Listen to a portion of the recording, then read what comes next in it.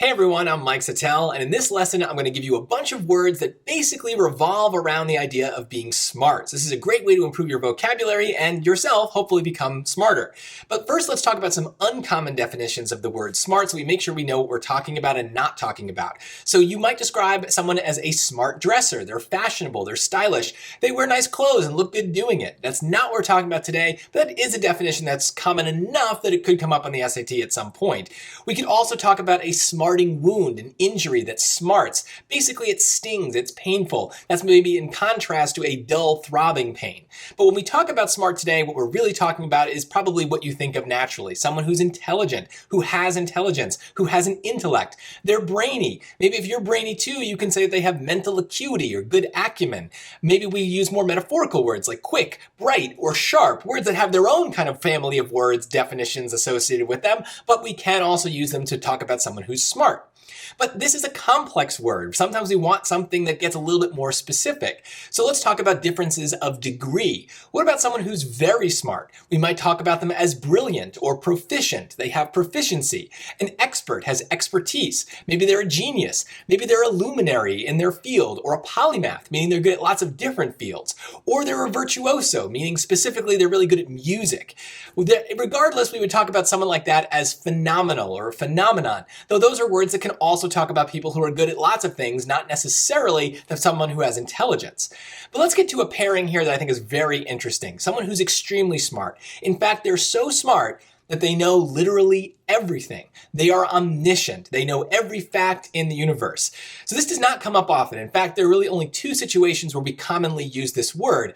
In many religions, God is considered omniscient. God knows everything, knows the past, knows the future, knows what you're thinking, and so God has this really, really awesome superpower. But in more practical terms, in a lot of novels and literature, we can talk about an omniscient narrator. And that would be a narrator that is basically able to see into all of the characters' minds, tell us what they're thinking and feeling, but also maybe knows a little bit about what the plot is going to be and kind of relays that information to us, the reader. So they're not necessarily a character in the book, but they're omniscient because they know where the plot is going and they're able to kind of convey that to us as narrators. Let's contrast this word with a very similar sounding word, know-it-all, right? So if you're omniscient, you know everything. So if you're a know-it-all, it sounds like it should mean the same thing. But if you've ever been called a know-it-all, you probably know that it does not mean the same thing, right? Someone who's a know-it-all acts as if they know everything. And this gets to the complexity of SAT vocabulary and just the English language in general, is words that have very similar definitions that literally almost mean the exact same thing, might have different connotations and different usages. Omniscient is definitely a more positive word, whereas if you're a know-it-all, that's a bad thing. That would be an insult to be called that. So we have to be thinking about those connotations as we choose the words that we're going to need for these SAT questions. Let's go to the other end of the spectrum. Not someone who's dumb, that's going to be its own video, its own lesson, but let's talk about someone who's smart enough. Maybe they're capable or competent. They are qualified. Those generally sound like good things, right? It sounds like they're kind of getting the job done. They have enough intelligence to complete whatever task is before them. But then again, if someone called me adequate or satisfactory or sufficient, I don't really know that I would take that as a compliment.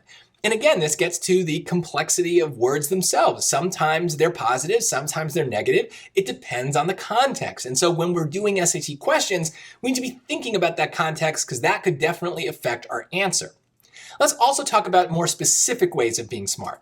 For example, you can be skilled or skillful, and that means maybe you're gifted, you're adept, adroit, deft. If we're really fancy, we can say we're dexterous or have dexterity. Though those are words that also can apply to people who aren't necessarily mentally smart. Maybe they're just really skilled. Maybe like an athlete can have great dexterity as well. Though if we call someone a whiz, we probably mean that their brain is very good. We can also weirdly talk about smart children in very specific ways. A child prodigy is very, very smart. Maybe they're precocious, meaning they're advanced for their age. A phenom is kind of specifically, we're talking about a child that's very good at something. If you know a little German, maybe you would call them a wunderkind. Or if you're just speaking English, a whiz kid is kind of the same thing. These all specifically apply to children.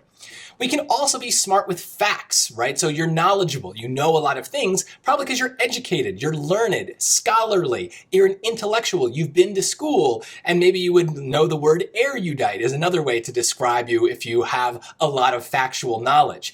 We can also say that you're a savant, you've got a great scholarly disposition, or sapient, that's maybe a deeper knowledge, but it relates to the word homo sapiens that we use to describe the human species, right? We're self-aware if we are sapient.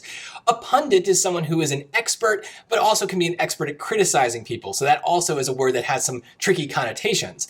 And that's weird to think because you think of education as a good thing, but not always. It really depends on the context. If someone calls you pedantic, they're saying that you're knowledgeable, but you're showing off about it. You're kind of arrogant. It's very similar to being a know-it-all. So it's not necessarily a good thing.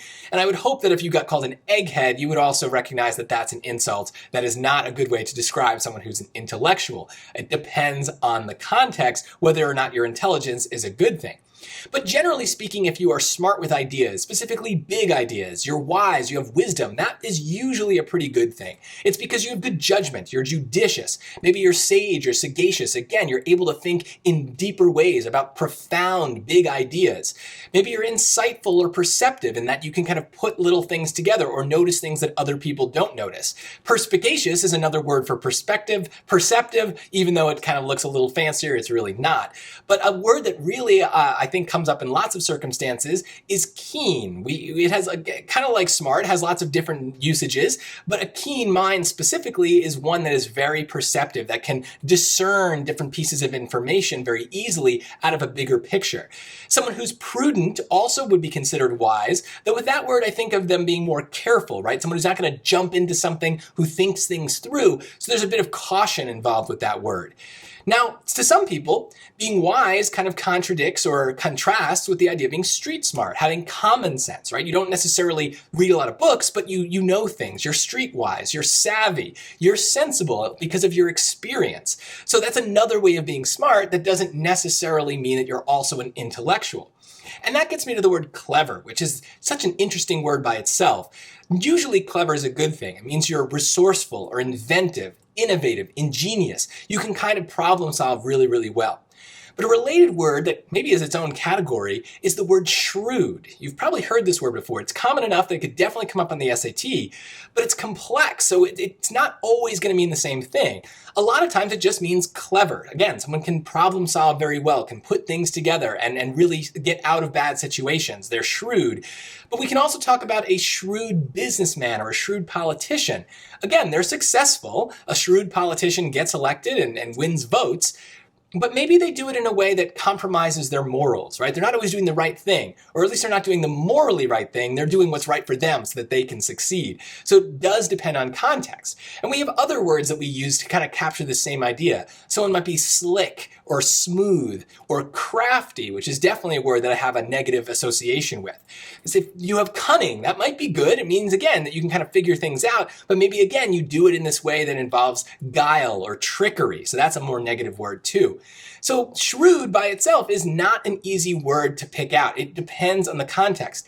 And if there's one thing to take away from this, the best way to be smart on the SAT is to think through the greater context. Memorizing specific words is not enough to succeed. You need to be able to think about how those words are presented in the context of the passage. So hopefully, between knowing the word smart and these 71 other words I just gave you, you've got a lot of big picture ideas that you can bring when you see passages that involve this concept.